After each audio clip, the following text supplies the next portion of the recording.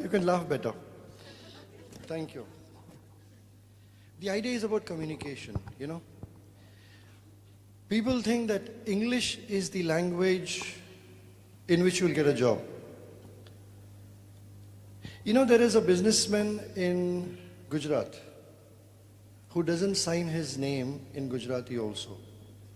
He runs his business of 27,000 crores across 3 continents.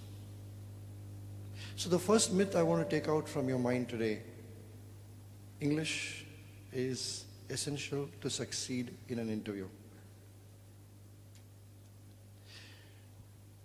Apart from coaching, implementation is important.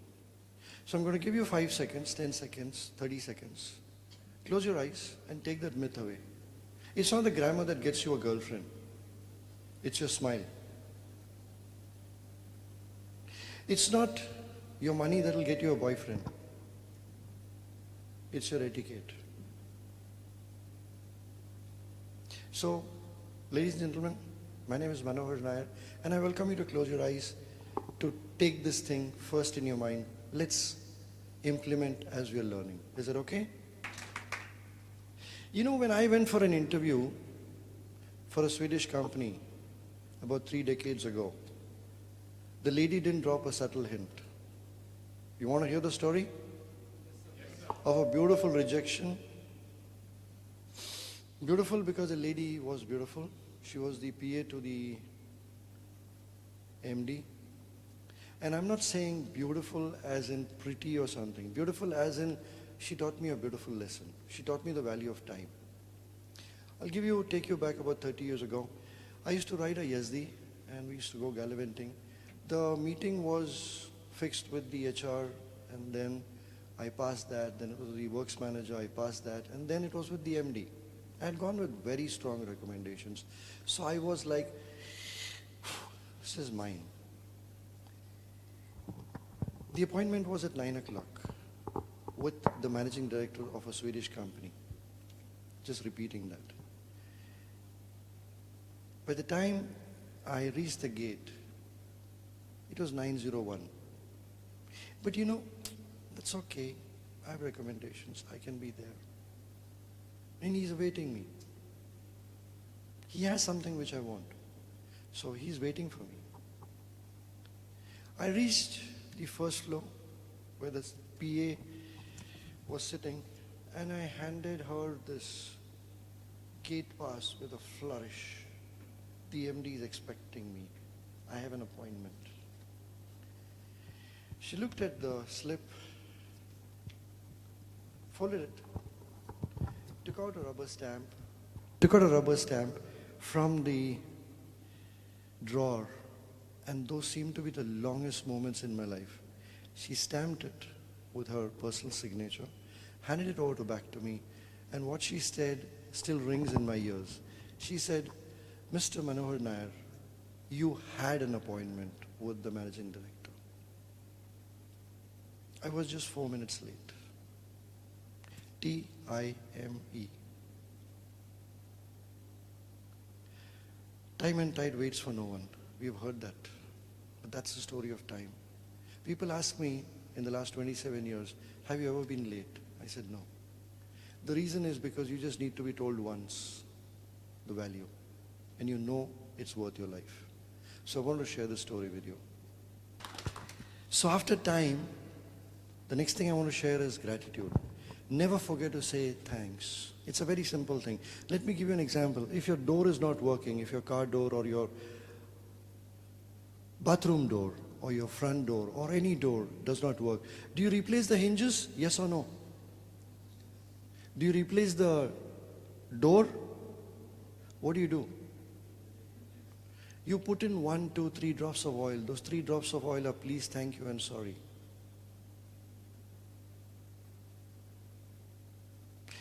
Can I hear that?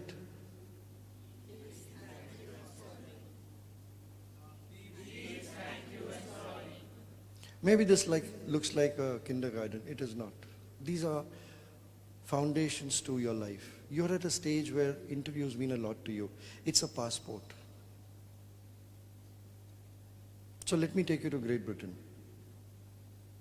In Great Britain, a lady sued the government because on that particular day, when she lost her husband to that railway track, the announcement was not made. And in order to prove this, she went to the railway station unflinchingly, unforgettingly, for 37 days. And she didn't hear that announcement on one particular day. And that day she recorded it and filed the case. You can go on the internet and check out what I'm going to just tell you. Mind the gap. What is it? You will find a lot of stories about it. This is a true story. Let me correlate it to what we're talking here. What's an interview? An interview is one point of view from this side, another point of view from that side. This guy or girl wants a job in a good company, at a good salary, with a good pay, with a good designation, with a good office, with a good car, with a good.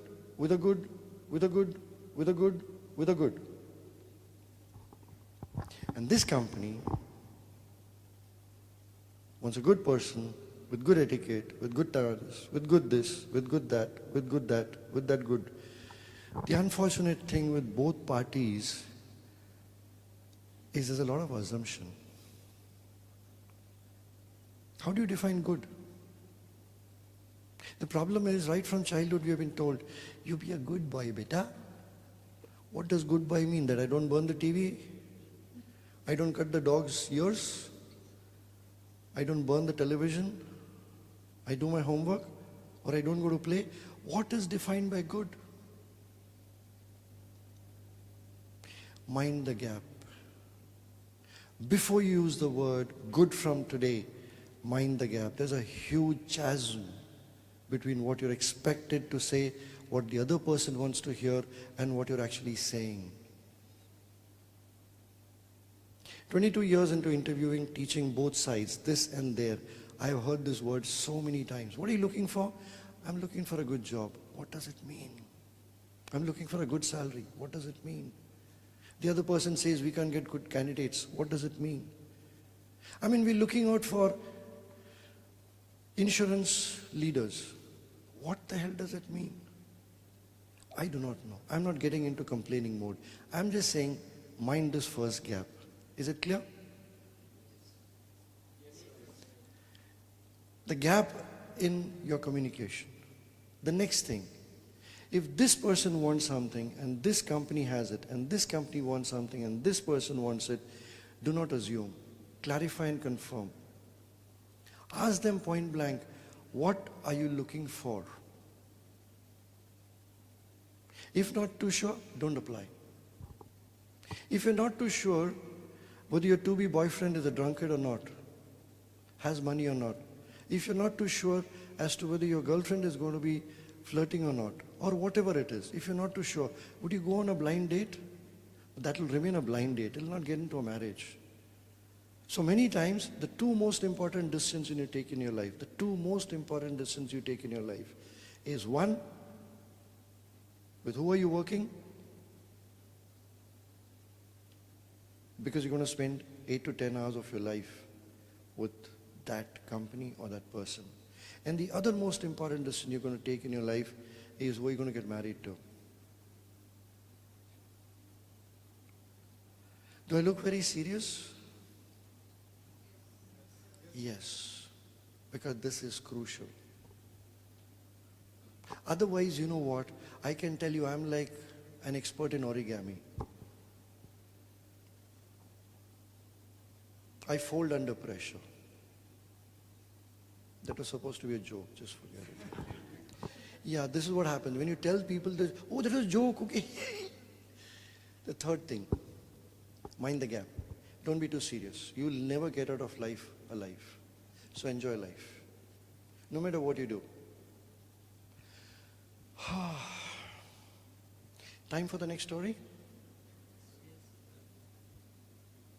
The next story is basically create your own life.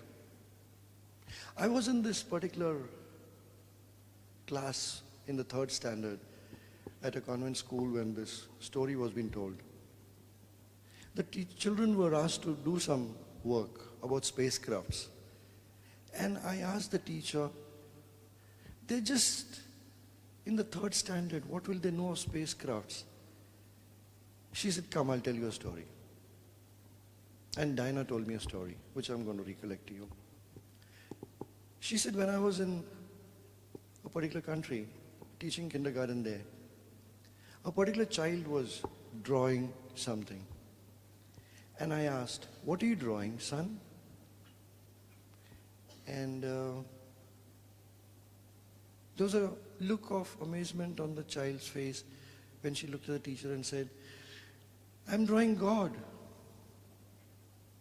But nobody knows what God looks like. The child looked at the teacher again and said, they will by the time I complete. What I'm saying is, I wish you could just put on the light for 30 seconds. I want this lights on, in case it's possible. Otherwise, lift your thumb up. I hope all of you are lifting your thumb up. Not any other finger. I mean, I can't see it anyway. You're unique, right? Yes or no? Then write your own story. There's a beautiful statement that says, till the lion learns to write a story of his own, the hunter will always be the hero. So either you're going to live somebody else's dreams or you're going to live your dream. I have met enough of people in the 12th standard who have told me categorically, I said, so where do you want to work? What's your dream? And these ladies have told me very clearly, these gentlemen have told me very clearly, no. I've decided that I'm going to give employment. I'm not going to work under somebody or with somebody. I said, how old are you? 17. At the age of 17, they fix their minds up. You have it in you. The idea is, are you willing to take risk? There's a difference between gamble and risk. Risk is calculation. Risk is based on knowledge. Risk is based on timing. Risk is based on your experience. Risk is based on cumulative wisdom of somebody. That is when things happen. So jump. 20 years from now, if you've seen the movie 3 Idiots and many other movies like that, 20 years from now you'll regret, I wish I'd taken that chance. Don't wait, take a chance today. Don't wait for somebody to employ you, create your own employment. And I'll tell you something, I have spent 6 months waiting for the perfect company, which I thought at that time, to employ me. I didn't know anything about computers, but I got selected by a software company only because I decided to apply, reapply 17 times. And they kept rejecting me. The 80th time the person asked me, why are you applying? I said, I want to work with you. He said, why? I said, I know software is the future, so I want to work here. But you have no software background. I said, sorry, I don't need a software background to sell your stuff. I just need to know 2 things. What is the need of these people? And what I'm giving. Mind the gap. If you know what you're giving and you love what you're doing, then the others will come to you. If you don't know, that's a problem. And why do I keep talking of getting to know yourself? Because the top 20 questions, I'll give you a list of 5, are all built on that. Tell me about yourself. Tell me something which is not there in your resume. What are your biggest strengths? What's your career? Where do you see yourself in 5 months, 5 years? And so on and so forth. All these are opportunities that you can grab and click the interview. But if you start with a drab, uncreative thing, my name is Manohar Nair and I have done my graduation from this. You've lost the person because the person has been listening to it for the last 15 times, maybe 6 times. And here's the truth of the matter, which I will guarantee you. Nobody on earth travel 3 states just to come and reject you. They've got better things to do. They have their wish list. You have your wish list. An interview is a perfect time to transact that, meet a point where the give and take happens on a mutually benefiting relationships. There are no masters, no slaves. You're giving something worth their salt. And my friend Ajay was telling me something beautiful. He says the larger problem you solve, the larger the money you get. It's very simple. A doctor, for example, charges you 200 rupees or maybe 20 rupees for a checkup. You go to the specialist to do the same X-ray and the same checkup. Does he use a gold stethoscope? But he charges you 4,000 rupees. Why? Because he's a specialist. When you go to a doctor, a simple doctor, a physician, you pay him 200 rupees. When you go to a multi-specialty hospital, you pay 20,000 rupees. What is the difference? Up your skills. Upskill yourself. This is the time. Just by knowing ChatGPT will not help you. Just by knowing AI will not help you. Just by knowing a lot of things will not help you. Use your creativity. Repeat after me. What else is possible? I wanted to leave you with that statement. What else is possible? I can tell you a lot of stories, but I want you to take this very... I do not know when I'm going to talk to you, but I want you to remember this. What else is possible has changed my life. Because when I come to a blank wall and I can't see anything further, I ask myself, what else is possible? And then there is a light. So trust yourself, believe in yourself. Like I read a t-shirt when I was in college. I am great. And I said, what a bloody arrogant guy. I am great. And behind it was written, God doesn't make trash. So let's applaud life. Give yourself a big hand again. And thank you very much.